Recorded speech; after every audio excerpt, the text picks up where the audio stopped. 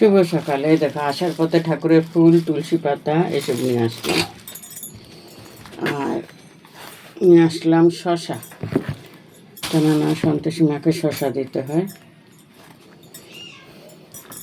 আর নিয়ে আসলাম 3 প্যাকেট দুধ, এই 1 প্যাকেট দুধ। মাথাটা হয়ে গেছে, বুঝতে পেরেছো তো।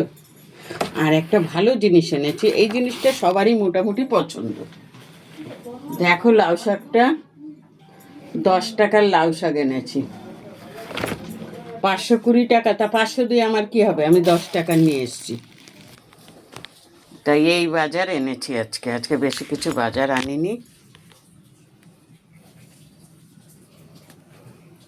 এই বাজার এনেছি আজকে। বৌদি বাড়ির থেকে একটু তাড়াতাড়ি বেরিয়েছি, মানে হয়ে গেছে দেখে বেরিয়েছি, আর বৌদি তাড়াতাড়ি বাড়ি এসছে বলে বেরিয়েছি।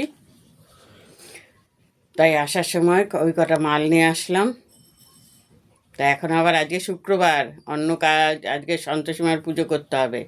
তা যাই হোক, তোমাদের সাথে একটু কথা বলে তারপরে যুদ্ধে হাত নামি, যুদ্ধ করে তারপরে দেখি